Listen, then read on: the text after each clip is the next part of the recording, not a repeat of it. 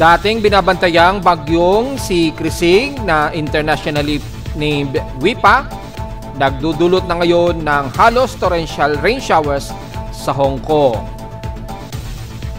At monsoon rain showers magpapatuloy pa rin sa iba't ibang bahagi lalo na sa kanluran ng bansa, especially sa Luzon, bunsod pa rin ng habagat. At pamumuo ng cluster sa silangan ng Luzon ay posible pang maging isang low pressure area. Paano posibleng mangyari yan? Tatalakayin natin.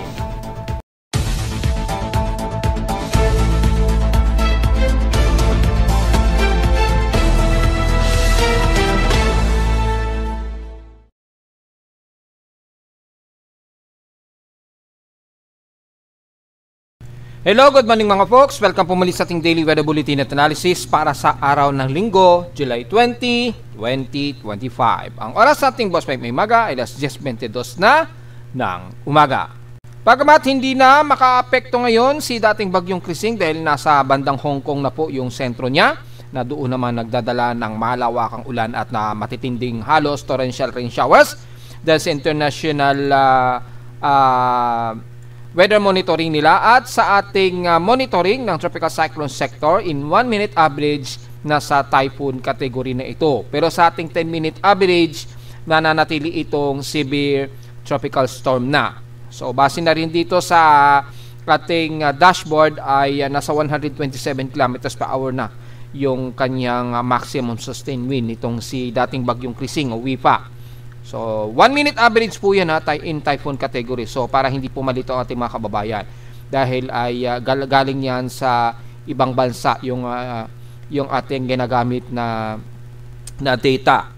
So, naka 1 minute average po yan. Pero kung i-convert mo sa 10 minute average yan, ay nasa severe tropical storm category lamang yan. Which is i-discuss natin mayang konti at yung magiging huling status. Bagamat sa aking Facebook page, ay kahapon ay huling report ko na yan sa synopsis ni dating bagyong si Krising nga po dahil wala na sa loob ng PAR at malayo na yan sa ating teritoryo. Samantala dito sa bansa, patuloy ang mga pagkulog at pagkidlat pa rin base sa aking lightning detection system. Mayroong 104 lightning strikes pero in real time kung sisilipin natin as of 10:24 AM. Yan, as of 10:24 AM meron tayong 141 outer lightning strikes. Inner is 132 lightning strikes. Puro cloud to ground po ito ha. Makita natin sa may bandang silangan ng karagatan ng Pacific ng ating bansa sa Northern Luzon. Yan, nag-update na siya. Nasa total of 322 outer tayo at sa inner ay nasa 305 lightning strikes. Kasama na dyan yung mahigit isang oras na mga lightning strikes recorded. Pero yung latest, within 20 minutes, ay makikita natin ay nandito yan sa may bandang Burnham Rise. So, malayo naman so far dahil kung titingnan ninyo yung trough ay medyo may bumababa na atmospheric pressure dito. Yan. So, posible itong maging low pressure area dahil bumagsak yung atmospheric pressure niya at nagkakaroon ng low level convection. Bunsod na lamang yan sa steering gyre nitong si dating bagyong si Krising. So nagkaroon ng steering drive at yung steering environment niya dito ay naitutulak yung outer circulation nitong cluster na kaulapan nito na kung saan ay sentro ngayon ng mga localized thunderstorms ay bumagsak yung atmospheric pressure at nagkaroon siya ng sariling low level convection. Although very disorganized pa, ay titingnan natin mga folks dahil kapag ka nagkakaroon ng senaryo na ganyan ay nagsisirculate yan. Napapatrumpo kasi ng steering environment sa itaas. Ayun o. Titingnan nyo po dito ay naitutulak siya ng hangin. Merong pwersa ng shear line dito na tumutulak sa kanya. Patimog silangan. So ang nangyayari ngayon napipiga siya at nagkakaroon ng steering drive dito kasama naman ng steering nitong si Wipa. Kasabay nga po ng hatak sa ating habagat at nagkakaroon tuloy ng dahan-dahan na nagkakaroon ng Coriolis circulation sa kanya. Kaya nagdudulot po ng low pressure area. Bumababa po yung atmospheric pressure dito. So mukhang matawag pa itong si Dante just in case. Pero hindi pa po significant yan dahil makikita natin sa pinaka-satellite kasama ang lightning strikes hindi pa natin nakikitaan ng upward at saka yung vertical shear lines niya, yung vertical at forward wind shear hindi pa pulido yung pagkakatulak sa kanya. So alangan pa yung kanyang circulation. So tingnan po natin dahil tumataas po yung mga forecast, yung mga empirical forecast ng mga long range forecast, itong area na ito ay magiging isang invest. So tingnan na lang po natin, bumabagsak na nga po yung low pressure area. Kasabay po yan ay nagdudulot nga po ng matinding pag-ulan dito sa may bandang extreme Nodo Luzon. Kasama na po ang Batanes Group of Islands, yan, at ilang bahagi nga po sa Isabela, yan, or the rest ng Cagayan Valley. Yan, pababa na yan dito sa may bandang Aurora, sa may bandang Quezon Province hanggang sa may bandang Bicol region nga po yung extension ng monsoon trough at kasama na rin ng monsoon trough na nagdadala ng malawakang ulan pa rin na sa iba't ibang bahagi pa rin ng Nodo Luzon hanggang South Luzon. Yan po So makikita po natin dito sa NOAA AVN, pero yung lightning strikes natin ay aktibo sa may kung saan ay mababa ang atmospheric pressure. Sa kalupaan naman ng bansa dito sa may bandang Bicol region at bandang Mindoro, may mga tag-iisang lightning strikes na nadedetect. Pero malapit sa amin sa Caloocan, so far wala naman kasalukuyang aktibong lightning strikes dyan. Dahil masyadong saturated pa yung paligid dito at masyadong cool, hindi pa masyadong nagsasalubong yung warm air, kaya hindi gano'n nagkakaroon ng generative localized thunderstorms dito sa may bandang NCR area at rest ng bandang Northern Luzon. So kung titingnan natin sa Doppler radar imagery, mukhang functional ang Doppler radar ni Pag-asa ngayon. Makikita natin ay manipis-nipis na lamang yung mga water vapor, cluster na lamang na mga moderate and some heavy ang bumubuhos dito sa may bandang Olongapo at ilang bahagi ng Subic, yan, at Bataan. So may mga tumatawid pa rin dito na habagat rain showers, yan, yung galing dito sa Timog Kanluran po yan. Tumatawid yan dito. So base sa pattern o galaw na nakikitaan natin sa Doppler radar ay tuloy-tuloy pa rin ang daloy ng ating habagat. Yan. So nagpapang-abot pa rin sa Metro Manila ang mga water vapor niyan. Kaya expected pa rin tayo na magkakaroon tayo ng mga scattered rain showers na may kasamang bugso po yan ng hangin dahil nga po sa habagat. Malinaw po yan mga folks ha. Sa ating thunderstorm watch mula sa data feed ni Pag-asa o Care of Pag-asa, naka-thunderstorm watch ngayon ang buong NCR pa rin as of 10 o'clock AM. So kasama na ang Greater Manila, Bulacan, Rizal, Laguna hanggang Cavite na po yan ng mga folks. Yan. So take note po yan. Asahan din natin na may mga mabugsong hangin po tayo, maabot sa gale wind. Ayan, meron tayong gale wind na inaabot dahil pumapalo po sa maximum sustained wind na 47 o more than 50 kilometers per hour. Ang highest wind speed na recorded ay 47 kilometers per hour at umaabot pa yung maximum sustained wind ng more than 40. Ayan kagabi pa nga madaling araw, mag-alauna, pumalo sa 105.6 kilometers per hour yung bugso ng hangin dito sa amin sa Caloocan. Imagine mo gano'ng kalakas yan.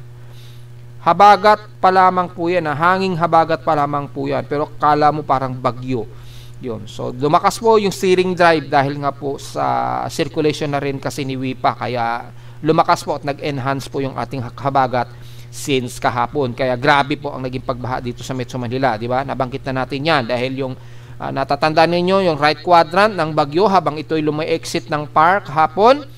Nagdulot po yan ng matinding pag-ulan, which is hindi nga po tayo nagkamali ng ating analysis and report noong isang araw nga po. Kapag yung quadrant ng bagyo ay nasa area na kung saan nandyan po yung mapakalakas sa bugso ng hangin at kasabay ng matinding sungit ng ulan, dala po ng bagyo. Lumalakas yan, depende sa range ng maximum sustained wind na dala nito. So yun po ang pinag-iingatan po natin. So far ay malayo na si WIPA, dating bagyong Krising. So ang magiging problema na lang natin sa ngayon ay ang bugso ng hangin at kasabay ng biglaang habagat rain showers nga po. Sa betang panig pa rin ng Luzon hanggang Southern Luzon. Sa ating current conditions, overcast, gloomy, mahangin, syempre maabot pa rin sa gale force winds at mostly cloudy pa rin dito sa amin sa Caloocan. So kita naman sa live CCTV, makita mo ay sayaw ng sayaw ang aming puno at yung tarpaulin nga po nasira na ng husto. dahil sa hagupit din ng hangin mula pa kahapon. Yan. So, ingat na lamang po mga folks at importante pa rin ang payong dahil anytime ay magbubugsuan pa rin ang buhos ng ulan maghapon lalo na dito sa Metro Manila. Sa mga lalabas ngayong araw na linggo ha mga folks. Sa lawas sa presyo, natala na weather station kanina ng hating gabi, 12:05 AM, nakapagtala kami ng lowest of 23.9 degrees Celsius. Kahapon, mababa rin, pero yan na ang highest air temperature namin sa Caloocan, 26.8 degrees Celsius. Kahapon ito ng gabi at 7:37 PM. So, mas mababa naging kahapon. Dahil kahapon po maghapon, tuloy-tuloy po ang intermittent rain showers dito sa amin sa Caloocan. So, pagdating sa heat index, wala tayong magiging komento, 30 degrees Celsius lang. So, ang titingnan lang natin na magiging heat index probably ay sa katimugang bahagi pa rin ng bansa dahil manatiling mababa ang ating heat index. Sa ngayon, dito sa amin sa Caloocan, bahagyan ng umataas na pero wala tayong magiging komento dahil maximum of 35 degrees Celsius lang ang forecast sa amin sa Caloocan. Malamang ganyan din sa iba't ibang bahagi ng Luzon. So, double check natin. Ayan, mababa. Uy, mataas. So, tumataas na sa may bandang Cagayan. Base sa forecast, papalo pa ng 47 degrees Celsius ang magiging heat index dyan sa may bandang Tugigaraw. Sa bandang Cagayan Valley pa rin. Yan. Dito naman sa may bandang Kanluran, well, obviously, ay bahagya na rin tumataas, pumapalo na rin sa 38 degrees Celsius ang kanilang heat index. Sa ngayon, 36 degrees Celsius po ang yung heat index. So, despite na very gloomy tayo, ay tumataas po yung heat index sa inyo. So, isama na natin. At mula sa Santiago, so asahan din natin, medyo mataas din ito. 42 degrees Celsius at magmamaximize ito hanggang 46 degrees Celsius ngayong 12 o'clock at magtutuloy yan hanggang alas 2 ng hapon. Yan, yung maximum na heat index. So, mukhang magiging maalinsangan na kayo dyan, ha. Yan. So, hopefully, ay hindi yan magtugma doon sa forecast at sa actual ninyo dyan sa Extreme Northern Luzon. Pero take note na lamang sa posible pa rin mangyari yung forecast na aabot sa 45 degrees o higit pa. Sa may Pangasinan naman, bandang Kalasyaw ay nasa 36 degrees Celsius po. Medyo mataas na rin dito, pumapalo na sa 40 degrees Celsius starting 12 o'clock hanggang alas 2 daw ng hapon ang inaasahang heat index sa inyo. Silipin natin sa Batangas kung tumataas na rin. Kung aabot ng 40 degrees Celsius, mukhang mababa, so wala tayong magiging komento, highest lamang 34 degrees Celsius. Sa bayban ng San Jose, Occidental Mindoro naman, well, mababa rin, 34 degrees Celsius, highest na ang 35 degrees Celsius. Mamayang 11, so patuloy pa rin tayong gloomy dyan at mga pag-ulan. Diretso sa may bandang Cebu ay mataas-taas na rin dahil katimugan nito ng bansa. 38 degrees Celsius po ang kasalukuyan yung heat index ngayong 10 o'clock pero papalo pa yun hanggang 40 degrees Celsius mamayang alauna hanggang alas 3 daw ng hapon. So medyo maalinsangan pa rin kayo sa may bandang Cebu. Sa bandang Mindanao naman, tingnan natin kung tumataas na rin. Well, kung sisilipin natin dito, yes, medyo tumataas, 35 degrees Celsius po. At papalo pa rin ito hanggang 38 degrees Celsius ngayong tanghali, 12 o'clock. Dire-diretso na yan hanggang alas 3 ng hapon. So, despite na overcast and gloomy pa rin kayo dyan at may mga pagkalit-kat na pag-ulan sa Mindanao, medyo hot, humid na rin sa inyo. Zamboanga Peninsula, well, medyo tumataas na rin at nagiging mas maalinsangan na rin ng konti. 39 degrees Celsius po. Extreme caution kayo dyan sa Zamboanga Peninsula. At papalo pa rin daw yan hanggang 40 degrees Celsius. Starting ngayong 11 o'clock hanggang alauna daw ng hapon. So mukhang tumataas na po yung heat index natin, lalo na sa katimugan ng bansa. At ganun din sa may bandang Northern Luzon, despite na overcast and gloomy tayo. So mapapansin naman sa amin sa Caloocan, umaaraw na din. Pero nagiging light breezer yung temperatura dahil nga po sa matindi po ang hangin, dala nga po ng habagat. Pero kung tatabi naman natin sa PX extremes in past 24 hours, nangunguna ang Zamboanga Peninsula sa may highest air temperature na 33.8 degrees Celsius. At sa lowest temperature sa Baguio, stationary lamang sa kanila na 17 degrees Celsius lowest. So mukhang hindi tayo magiging masyadong maalinsangan sa Luzon. Makikita natin mababa yung ating outside air temperature pero sobrang taas ng ating humidity. Huwag lamang pumalo sa 33 degrees Celsius itong outside air temperature natin dahil yan, magiging malagkit-lagkit na naman yung alinsangan natin yan kapag pumalo na naman sa ganun kataas. At sa Inola naman, ang Sangley Point, nakaranas sila in past 24 hours na 180 mm na total rainfall. Ibig sabihin sa total na inulan ay tinalo namin sa Caloocan ang buong bahagi o ilang bahagi ng bansa sa Luzon na may total kami ng 248.7 millimeters total rainfall. Kami sa Caloocan ang may pinakamalaking recorded na total rainfall in past 24 hours. Ngayong umaga ay nasa 26.1 mm ang continuous rain shower sa amin. So pumalo na kagad sa total of 607.2 mm ang total rainfall namin for the month of June. So yung average namin for July ay 304 pa ang kulang para abutin ang 912 na total rainfall average. Well, tingnan natin yan sa mga susunod na araw dahil patuloy pa rin tayo mayroong namamataan na naman na parang convection o yung convergences, lalo na dyan sa may silangan ng Nodo Luzon na naman na posibleng maging invest yan. So, babantayin natin yan mga folks at i-discuss pa natin yan maya-maya. And so far, sa ating outside humidity, highest concentration pa rin tayo, 82 to 83% at tumaas ito ng 3% since last hour. Nanatiling mababa ang atmospheric pressure natin, yung outer low pressure area ni WIPA, umaabot pa rin dito sa Metro Manila na 1,003 hectopascals and steady ito since last hour. Pero at least mataas na, hindi kagaya kahapon na bumaba pa sa lowest of 996 hectopascals. Yan na po yung lowest atmospheric pressure na recorded namin ngayong taon sa Caloocan. Ayun, recorded na siya as lowest atmospheric pressure recorded. 996 hectopascals. Yan po yung pinaka-lowest namin. Ang bagong recorded low na atmospheric pressure. Yan. So makita natin dito is 996. Ibig sabihin lamang yan, tropical storm to severe tropical storm po yung ina-expect na atmospheric pressure niyan kapag wind velocity ang pagbabatayan. Just in case. High tide, low tide status natin, medyo pa low tide po tayo. So may mahigit 3 hours pa to 40 minutes to low tide o mamayang alas 2 ng hapon to 16 PM to be exact. Pero again, maulap po ha o maalon rather. Titingnan natin sa ating Tropical Cyclone Assessment Monitoring for significant wave height ay asahan pa rin natin ang matinding alon dulot po ng gale force winds kasabay na rin ng alon ng dagat, yung malakas na swelling. So dahil sa sobrang lakas ng hangin natin ngayon ay masyadong rough ang ating karagatan kahit na ito ay naglo-low tide ngayong umaga. Yan, kung titingnan natin sa mean sea level pressure ay sa mean significant wave height ay makikita natin ang kanluran at hilagang bahagi ng Nodo Luzon pumapalo pa rin sa 1.25 or mahigit sa 4 meters ang taas. Ayan o, dito sa may bandang kanluran ng Luzon hanggang sa Nodo Luzon pumapalo pa ng hanggang 2.5 to 4 meters. Delikado po pumalaot dyan, maging sa may bandang baybayin po ng Mindoro hanggang Palawan.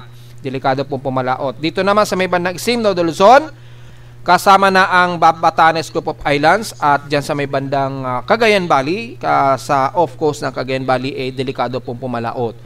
At sa nalalabi naman ang Katimugan naman sa bagamat hindi matindi ang magiging alon, ingat na lamang sa bugsong ng hangin, budulot pa rin ng southwest monsoon o yung southwest trellis na malakas po ang daloy ngayon dyan. So ingat na lamang po kung may papalaot ngayon, mukhang araw naman din ng linggo, so mukhang wala naman siguro magnanais na pumalaot ngayong araw. Samantala sa ating almanak, sumikat ang haring araw kaninang 5:36 AM at inasang lulubog po ito mamayang 6:28 PM. At ang ating 27% illuminated na lamang na waning crescent. So pamunset pa lamang ito at 44 degrees Celsius. Pero yung susunod na magmo-moonrise ito bukas sa madaling araw 1:37 AM at lulubog ito kinahapunan na kinabukasan ng 2:04 PM. At sa ating local weather outlook para ngayong Lunes hanggang Lunes na po ito na nga po yung crucial na kung saan ay meron tayong mamamataan na bagong low pressure area which is nag-iba ang posisyon pero mataas pa rin ang positivity ng confidence ng forecast na may magbuo nga pong low pressure area. Didiscuss natin yan maya-maya. Mula sa ating weather forecast o VC weather forecast, maulap ang ating ipapawirin. Asahan ang localized thunderstorms especially sa hanba ng hapon pa rin gabi o madaling araw. Ganon din bukas ng Lunes, magiging maulap pa rin nating maghapon at mga localized thunderstorms pa rin. So wala tayong maging komento sa rainfall dahil hanggang bukas manatili pa rin mataas ang forecast na 100% chance of rain ngayong araw hanggang bukas yan ng Lunes. Highest and lowest temperature expected 27 to 31 degrees Celsius and lowest temperature expected 25 to 26 degrees Celsius. So sa ating short-term weather forecast for this coming week, nitong darating na linggo na naman o weekdays, ay makikita natin ay madalas overcast na naman tayo at mga pag-ulan na naman. So dito pa lang magpapakitaan na mukhang tuloy-tuloy pa rin tayo makakaranas ng mga pag-ulan this week na darating pa hanggang sa susunod na weekend. At dahil nitong magkakatapusan na naman ng July, ay makikitaan natin na may binabantayan nga po tayo o posible na namang bagong invest tayong mamamataan o tropical wave sa silangan nga po ng bansa natin, kabilang na itong dito sa may bandang hilagang silangan ng Nodo Luzon, na posibleng maging isa pang invest ito o bagong low pressure area na ating nakikitaan ngayon. So diretso muna tayo sa ating ginagamit na satellite imagery. Makikita po ang kanluran ng Nodo Luzon, bagamat gloomy, wala na po yung sungit na dala ni dating bagyong Krising, pero patuloy pa rin tayo makakaranas ng kalat-kalat na pag-ulan, especially sa buong bahagi ng Ilocos Region, pababa ng La Union, kasama na ang Benguet, Pangasinan, Zambales, kasama na ang buong Metro Manila, Calabarzon area. Yan. Sa halos buong extreme Nodo Luzon pa rin kasama na ang Metro Manila, pababa, mataas pa rin ang chance natin na magkakaroon ng mga monsoon rain showers po at afternoon rain showers po. So importante po ang payong at mabugso po ang magiging hangin natin. Dahil kitang-kita naman po sa satellite imagery, yan, i-high light natin.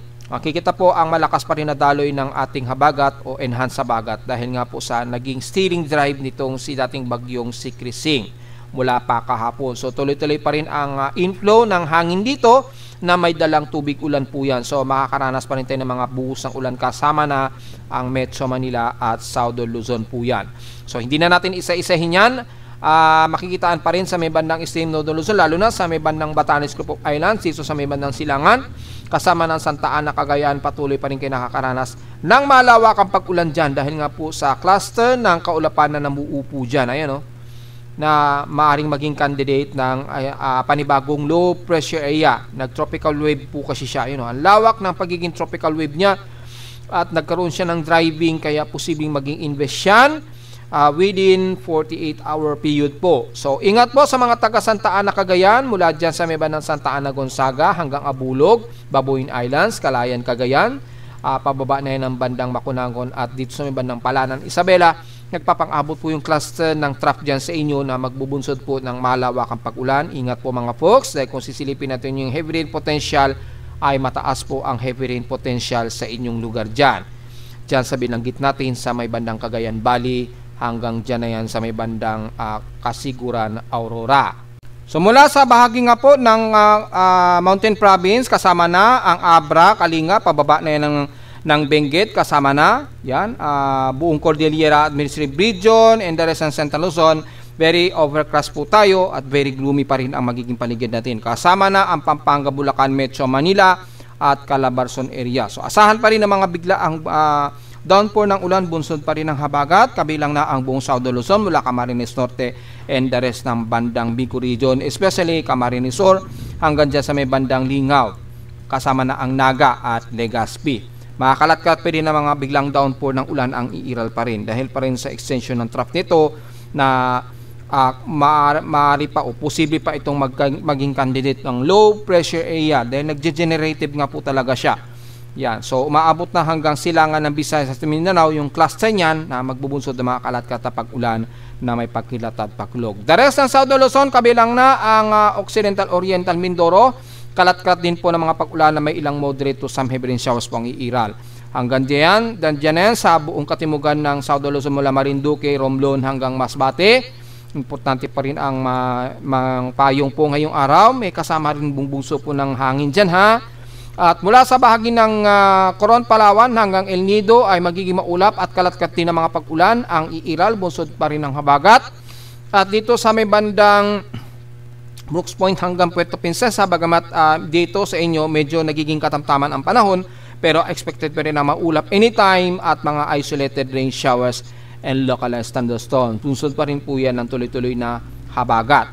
At mula naman sa bandang Visayas naman ay gloomy rin ang paligid natin sa buong bahagi ng Visayas at kasama ang Eastern Visayas at Leyte na makakaranas ng malawakan pa rin na pag-ulan at nagdulot nga po ng ilang pagbaha dyan sa may bandang Leyte. So ingat po ha, kabilang na sa Eastern Visayas, lalo na sa Eastern Samar Region, buong bahagi ng Northern, Central at Southern part ng Samar. Mula dyan sa may bandang Dolores, pababa ng Borongan hanggang Giyan.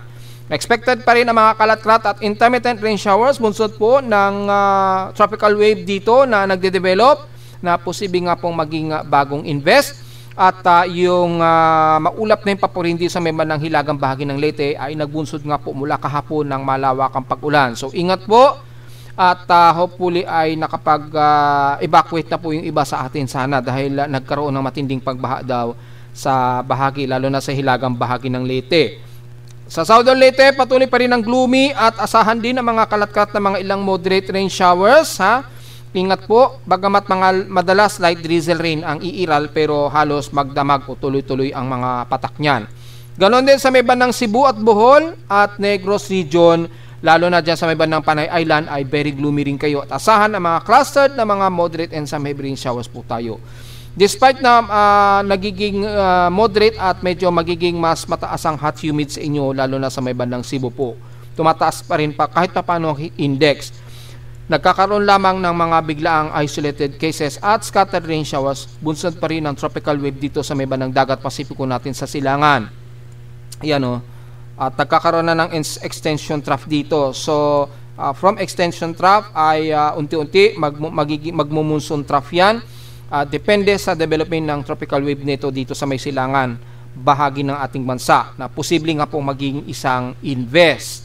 Dahil sobrang baba ng atmospheric pressure niya, lalo na dito sa area na ito sa may bandang Benham Rise. Sa may Mindanao naman, asahan pa rin ang very gloomy na panahon. Bagamat medyo nakakaramdam kayo ng hot humid, asahan pa rin ang mga kalat-kalat na pag-ulan dito sa may bandang buong Northern Mindanao, kasama na ang Surigao Region, Mapa-Norte man yan o Mapa-Timog o Surigao del Sur. Ganon din sa buong Agusan Region o buong Caraga area ay magiging overcast and very gloomy tayo dyan at kalat-kalat pag-ulan na may pagkilat at pagkulog, lalo na sa silangang bahagi ng Surigao del Sur. Pababa na yan ng Bislig, Katiil hanggang Governor Generoso o rest ng Davao Oriental. So asahan din ang Compostela Valley, sakop ng Davao de Oro, asahan ang magiging gloomy at maulap na yung papurin. Expected din ng kalat-kalat na pag-ulan na may pagkilat at pagkulog ang iral, kabilang na ang Davao del Norte, pababa na ng Davao del Sur at ibang bahagi nga po sa may central ng Mindanao sa Bukidnon, North Cotabato hanggang dyan sa may bandang Lanao del Sur. Rest ng certain area, very gloomy rin tayo, bunsod pa rin ng umiiral naman na sa Pestra pa rin, bunsod pa rin ng Southwest East na nahahatak at nagdegenerative mula rito sa pinaka-tropical wave natin sa silangan dagat Pasipiko natin.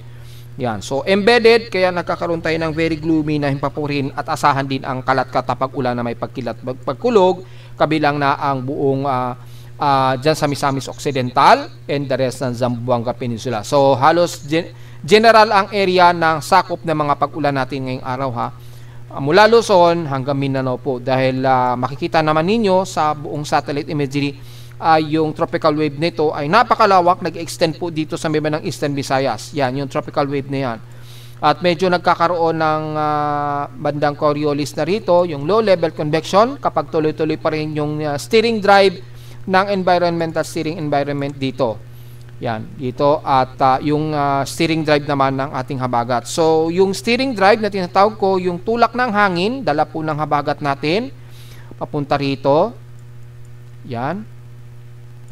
And then yung northwest na steering environment pataas. Yan.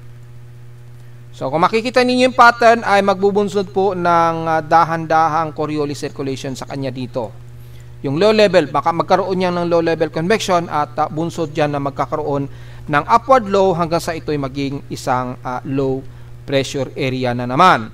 So dahil sa pattern na yan ay nagkaroon ng panibagong forecast tuloy na itong areas na ito ay magkakaroon ng posibilidad na development of tropical cyclones o low pressure area. Yan, dito. Ayan, makikita po. At nagkaroon ng significant gyring dito. And then yung horizontal steering environment, nagkaroon ng horizontal drive, kaya nagkaroon ng sariling Coriolis circulation. Base na rin sa ating water vapor. Pero makikita natin ang habagat ay tuloy-tuloy pa rin ang pag-enhance ng habagat dito sa may bandang kaluran ng Nodo Luzon kasama na ang Metro Manila at Southern Luzon area. Kaya patuloy pa rin tayo magkakaroon ng mga biglaang downpour ng ulan kabilang na sa Metro Manila. So tingnan naman natin ang ating ginagamit na computer generated tropical cyclone sector. Makita po since napakalayo na po itong si dating bagyong Krising or balik sa international name na WIPA. Ayan, nandito na yan sa may bandang karagatan ngayon ng Hong Kong na nagbubunsod ngayon ng napakamalawakang ulan. Ayan, antay lang natin mag-refresh. Ayan, so kung titingnan po natin ay yung lawak ng kanyang sirkulasyon ngayon. Nagbubunsod ngayon dito sa may bandang Hong Kong ng halos torrential rain showers. Kaya sa mga OFWs natin na nasa Hong Kong ngayon na nagtatrabaho ay ingat po at maaaring nagsuspend na sila siguro ng ilang trabaho siguro dyan sa Hong Kong. Yan, pinag-iingat po yung mga kababayan natin. At habang binabaybay nito ang south part ng China, mula Zhangjiang hanggang baka umabot pa ng bandang Sanjiang. Yan, sa susunod na 24 oras. Yan, makikita po natin ang malawakan na ulan na ito. As of 10:45 AM, nasa 1 minute average ito na typhoon category na 129 km per hour. At bugsong umaabot ng 168 km per hour. Sa 10-minute average naman, kung pagbabatayan ay nasa severe tropical storm category lamang ito na 113 km per hour at bugsong umaabot na ng 147 km per hour. Mabilis pa rin ang pagkilos nito, pakanluran sa bilis na 24 km an hour. Yan. Pero hindi na ito maka-apekto masyado sa Pilipinas. Ang maapektuhan na lamang ni WIPA ay yung pag-enhance ng ating habagat sa Timog Kanluran. Kitang-kita naman po sa satellite imagery yung lakas ng daloy po ng hangin, dala po ng habagat. Yan. Mula sa Himawari, RGB ay matindi nga po pag-ulan na ngayon ditong umiira sa may bandang Hong Kong. At yung drive ng hangin ng habagat ay nagbubunsod po sa pamumuo na naman ng tropical wave dito. Yan, dito yung tropical wave na mumuo dito sa hilagan silangan ng Nodo Luzon or bandang silangan ng Nodo Luzon na nagkaroon na po ng developing of low pressure development. Nagkakaroon na siya ng low pressure development na. So, maaring magkaroon ito ng candidate within 48-hour period at titingnan po natin yung forecast yan kung positive nga tayo sa magiging forecast. Mula sa ating combination o tropical cyclone track combination ay yung tatlong weather agencies, makikita natin ay pareho po ang magiging trajectory ng bagyo. Yan, kikilos ito pa west-southwest. Sa ngayon, pa westward muna siya. Lalapit muna siya dito sa may bandang Zhuhai o karagatan ng Zhuhai hanggang alas 2 ng hapon yan. Ayan o. So, hanggang alas 2 ng hapon and then kakabig ito pa west-southwest. Yan. Sa 10-minute average o kay Japan Meteorological Agency, makikita nyo, severe tropical storm siya. Ganon din kay Pag-asa, under severe tropical storm pa rin siya. Dahil nasa 10-minute average yung pinagbabasihan. Pero sa 1 minute average ay pasok siya sa typhoon category. Ayun, category 1 typhoon siya. So, yun po ang differences nila. At least meron tayong comparison, yung differences at para hindi malilito yung ating mga taga-subaybay. Kaya kumpleto po sa aking webpage yung monitoring ng mga ito. Pero ano pa man, mapa-typhoon man yan o mapa-severe tropical storm, asahan na kikilos yan Timog Kanluran for the next 24 hours. At maring manatili siya as severe tropical storm sa 10-minute average at typhoon category naman sa 1-minute average. Habang binabaybay nito ang Southern China mula Yanjiang, Maoming o Danbai hanggang Zhangjiang. Yan. Siguro, ano na yan, kinabukasan na yan ng madaling araw na lalapit ito sa may bandang Zhangjiang. Mga bukas ng madaling araw o umaga ay nandyan na yan sa may kalupaan ng Zhangjiang. Yan. So, magkakaroon pa ng extension ng forecast sa kanya for the next 48-hour period. At mapapansin natin mukhang patawid na naman ito dito sa may bandang sako pa rin ba ito ng Vietnam o Thailand. Yan. Dito sa ibabaw. So tingnan na lamang po natin pero since hindi na masyado makaapekto sa bansa ay hindi na natin masyado concern yung magiging kilos niya. Yung mga Pilipino na lamang natin sa may bandang China ay pag-iingat pa rin po kayo dahil kayo naman ang makakaranas ng sungit ng panahon dala nga po ni Bagyong Krising o dating Bagyong Krising or WIPA dyan sa inyo kung saan man kayo dyan sa may bandang China. Asahan po yan mula Hong Kong, Zhejiang hanggang Hanoi, Vietnam, babaybayin nitong si WIPA ha, hanggang sa loob ng 48-hour period po. So mag-iingat po ang lahat. At sa gusto pa rin makita yung separate forecast na mga yan mula kay Japan Meteorological Agency, makikita niyo po, ito po yung forecast track ni Japan Meteorological Agency. Ganon din ang magiging kilos niya. Kay Pag-asa ay ganon din ang nagiging kilos ng forecast. Pero dito mas mababa ng konti. Yan. Pero doon pa rin ang tumbok niyan, bandang Zhejiang, Southern China. Pero dito mas malayo siya sa kalupaan. Hindi kagaya ni GMA, halos mas dikit. Yan, halos mas dikit siya ng konti. Yan, halos mas dikit siya ng konti sa baybay ng Zhejiang.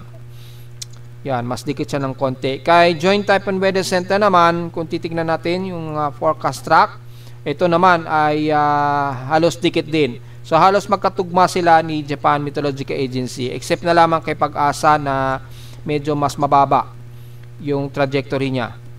Yan, mas mababa. Medyo mas malayo siya sa may bandang baybay nito ng Maoming at Jiangjiang patungong Zhejiang, Southern China. So si Pag-asa lamang ang medyo naiiba ng konti. Pero all in all, yung accuracy ng forecast track ay pare-pareho naman at pataas ang accuracy na dyan talaga siya dadaan sa buong Southern China mula Zhejiang hanggang Maoming at aabutin nito sa susunod ng mga araw hanggang dito nga po sa may bandang Hanoi, Vietnam nga po. Baka mag-Hanoi, Vietnam pa yan. Sakop siya sa may Vietnam Hanggang dito kasi yung boundary ng Vietnam. Ayan. So, sakop yan ng Vietnam. Siguro mga July 22 na ito. Ayan. Base dito, mga Martes o Miyerkules. Tingnan natin.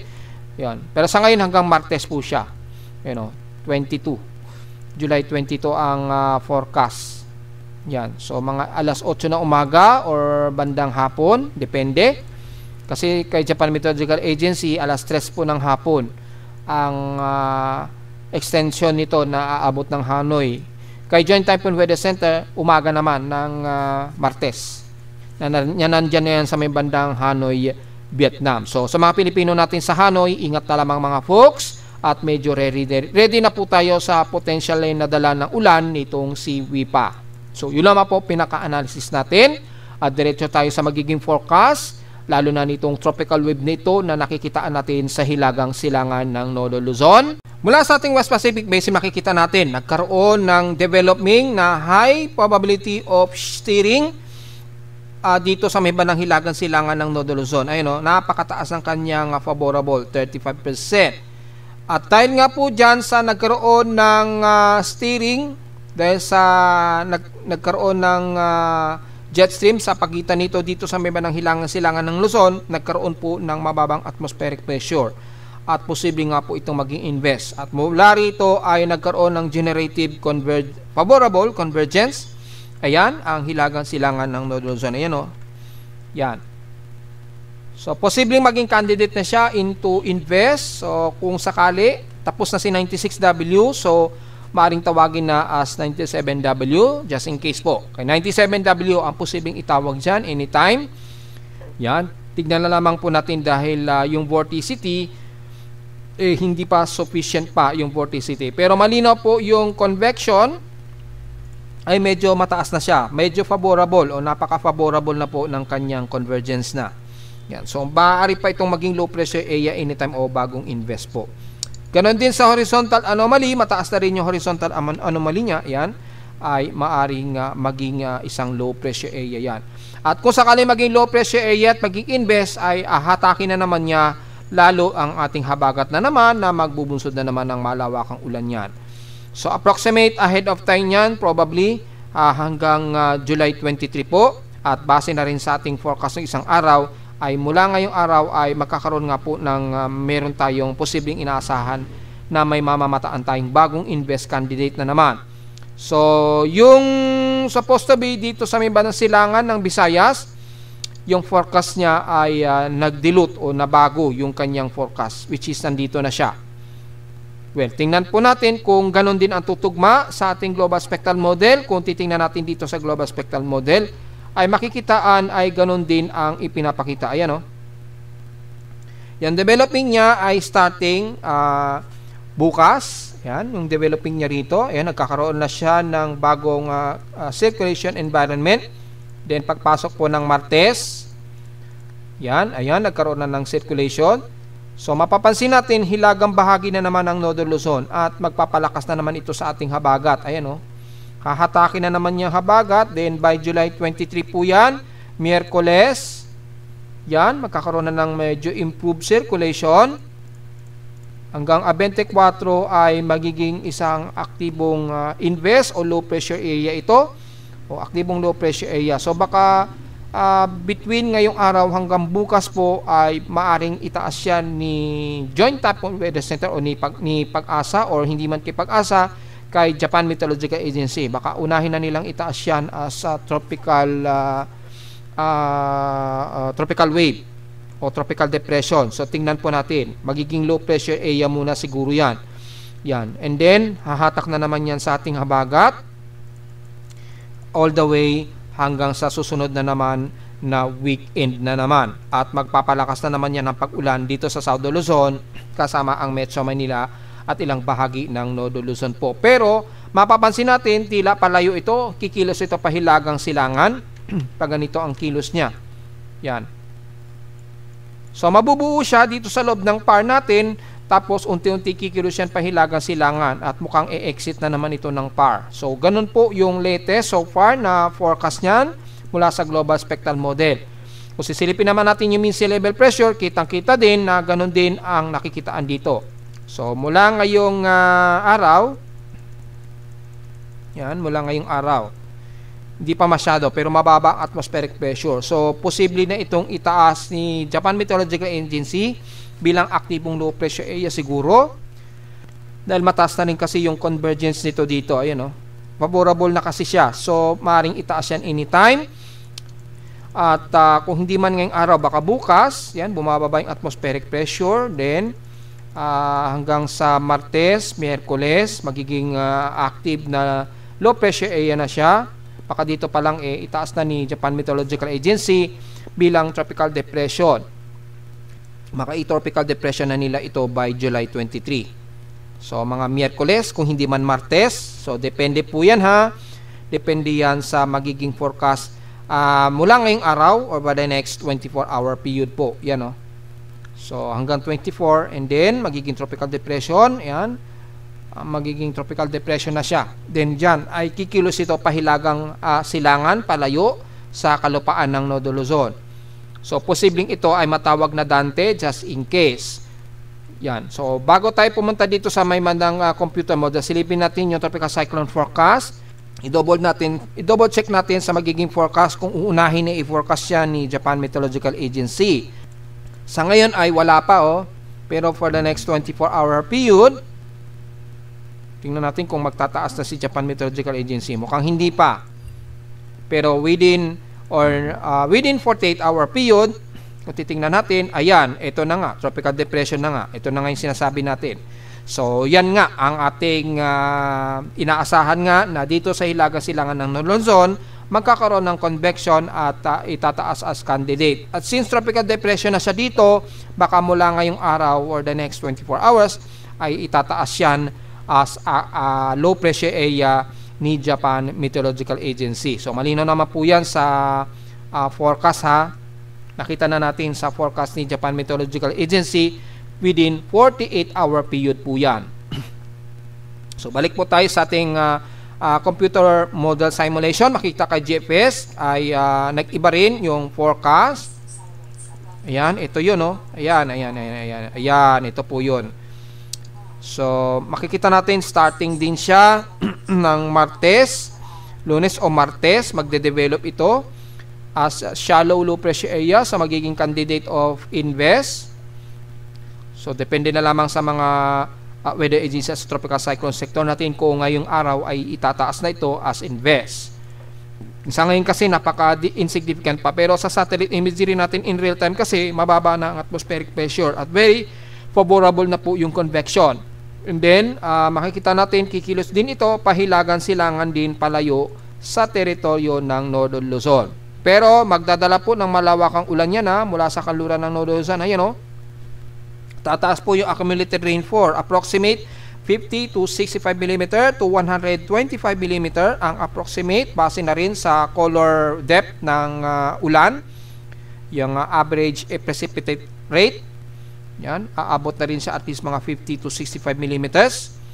Pero ito yung mga pula na sa may bandang silangan ng Nodo Luzon po. So makikita po. At kay NABGEM naman, ganun din ang nakikitaan natin. Yan, i-previews din natin. Pahilagan silangan din ng kilos nito. Yan, within or next 24 hours. So mukhang mataas siya nag-invest.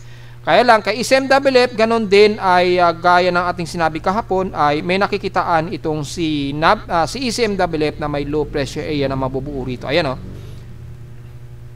So within or next 24 hours din na mayroong itataas si SMWF na candidate of low pressure area. Ayun o, 1,002 hectopascal. So invest na yan, panigurado ko.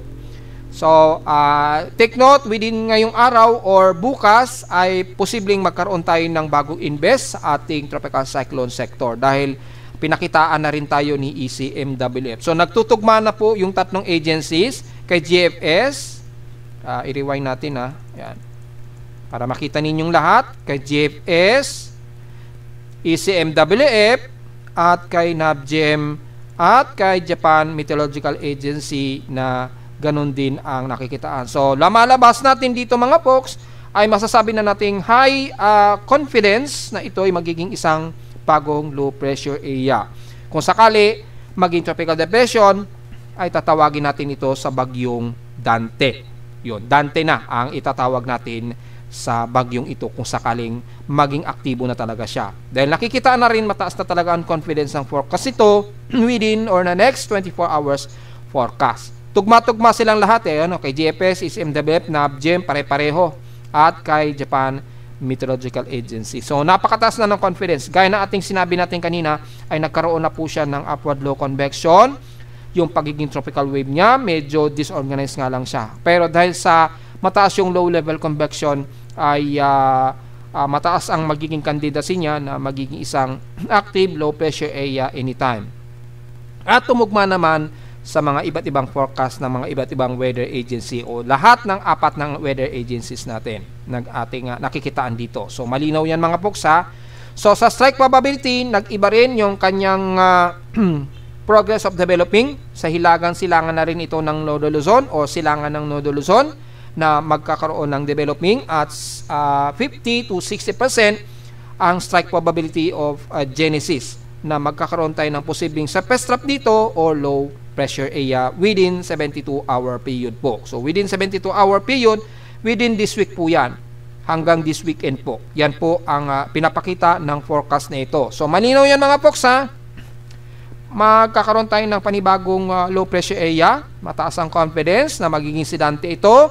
Medyo ready na lamang po bagamat ang apektadong lugar sa atin sa Luzon, kabilang na ang Bicol region, hanggang 10 to 20%.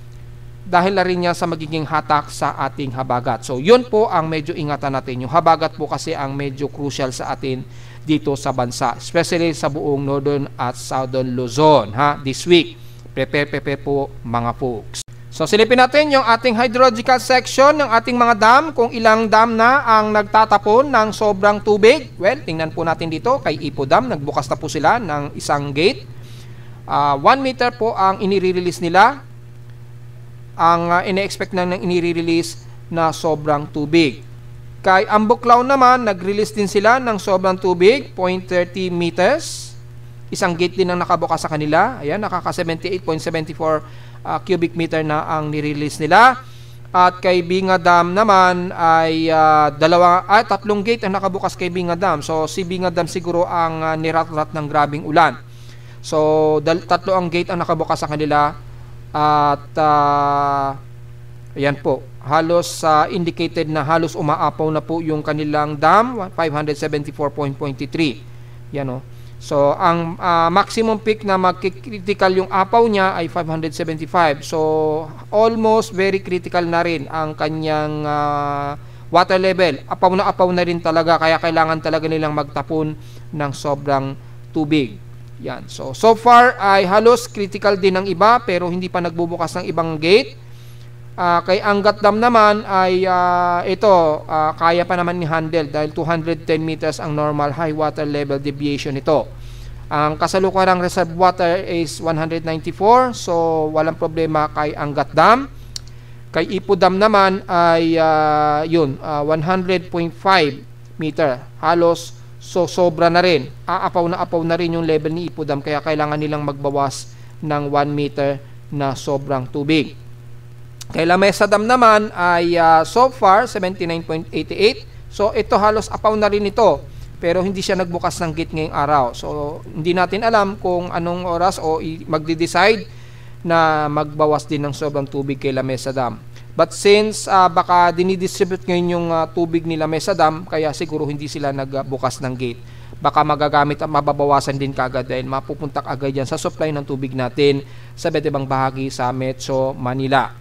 So sa ngayon ay bumababa na po yung mga ilog natin. So mukhang maganda naman yung yung ilog at hindi naman agad-agad yung sobrang apaw. Kaya lang kasi may mga naging baha pa rin na umiral mula kahapon. Yan. So ito, mababa na po yung mga ilog. So wala naman naging problema sa floods. So malamang ay wala na tayong nakataas na apaw ng baha dyan sa iba't ibang bahagi ng NCR o Metro Manila. Dahil yung mga ilog, bumababa na po yung kanilang water levels. So ipapost natin sa Facebook page yung pinaka-assessment nitong dam levels natin. So pagpapansin natin sa ating mga chart o graph ay napakataas ng itinaas ng idinagdag ni Angat Dam. Kay Magat Dam, ganun din, tumaas din Kaya siguro nagbukas sila ng kay Magat Dam, nagbukas din ba ng gate? Oo, nung isang araw nagbukas yan Yan. So kay Lamesa, ayan, stable siya. Ayan, tumataas pa nga kay Lamesa. Kay Ambuklaw, tumaas din. Tapos kay Binga Dam, tumataas din. So halos apaw-apaw po yung mga water reserve. Kay San Roque tumaas mula sa pagiging critical, mababa sa pinaka-reserve water level niya. Then mula nitong July 8, tumaas na siya. Yan. Hanggang ngayong araw.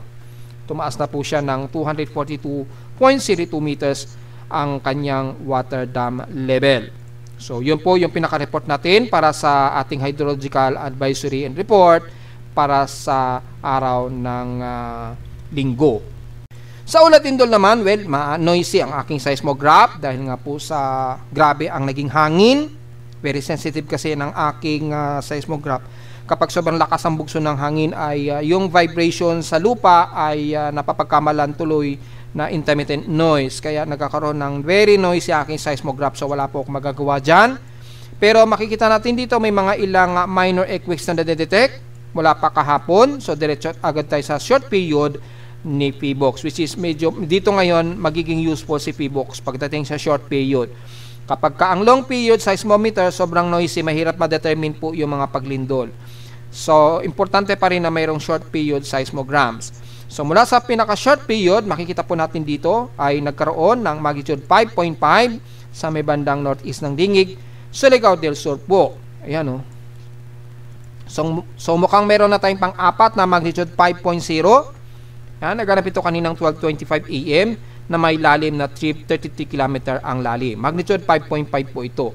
So ingat po, nagkaroon na naman kayo ng mga pagyanig at may aftershocks po Mayroong mga apat na aftershocks na dyan sa may lingid. Ayan so ito yung aftershocks niya, magnitude 4.4. Yan, may lalim na 10 km depth. Same location din sa may lingig, Surigao del Sur din. Naganap kaninang 8:29 AM po ito. Yan. At may kasunod pa ba siyang aftershocks? Mukhang wala naman, pero Surigao del Norte na yung naiiba dito.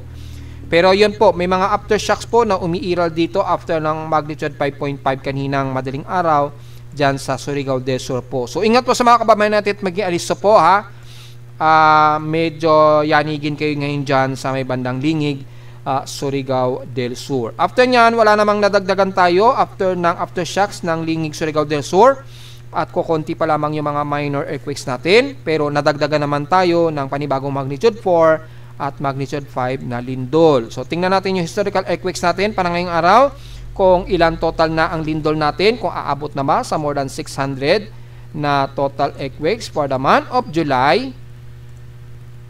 So nasa 582 total earthquakes po tayo. 555 dito is magnitude 2.0 pataas, 23 sa magnitude 4.0 at 4 na nga po ang ating magnitude 5.0. So tigda dalawa sa norte at dalawa rin sa south, sa katimugan. So pantay na. Dalawang lindol sa bandang Northern Luzon, sa may Calayan, Cagayan, at isa naman dito sa may bandang Ilocos Norte, sa Pasukuin. Ngayon ay dito naman sa bandang Lingig, Surigao del Sur na magnitude 5.5 at isang magnitude 5.1 sa may bandang southeast ng Caraga ng Davao Oriental naman ito. Naganap ito nitong July 14 po, yung huling lindol niyan sa may bandang Surigao, Davao Oriental po. So parehong mayroong malakas na lindol sa norte at sa katimugan. Yan. So magiging mas alis at magiging mas ingat po tayo mga folks kapag kaganyan ang nagiging pattern ng galaw ng lindol, dahil medyo gumagalaw na talaga yung ating Philippine plate at yung pinaka Manila plate. So ibig sabihin lamang yung motion ng puwersa na napipiga ngayon, yung tectonic plate ay paganyan. So parang nagtutulakan ngayon yung force ng puwersa na nagtutulakan yung tectonic plate ay banda rito. So yung tectonic plates dito, kung sisilipin natin yung fault lines, yan, yung plate dito sa may bandang silangan ng Luzon, karugtong ng Manila plate, napipiga na naman. So nagkakaroon na naman ng build-up energy dito. Buti medyo na-release po yung ibang energy. At dito naman sa may bandang Philippine plate ay nagbi-build up na rin yung energy, yung piga sa kanya, kaya nagkakaroon ng mga ibang releasing na energy dito. So yan.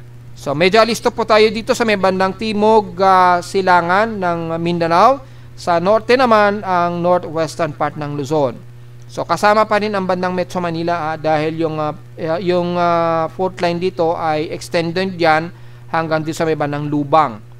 Yan, sa may bandang Lubang fault, magkakarugtong yan. So yun po ang ating analysis ngayon, at least may aware po ang mga kababayan natin sa kung sakaling magkaroon ng mga susunod pang pagyanig. At narito naman ating 3-day weather forecast para sa araw ng Linggo, July 20, 2025.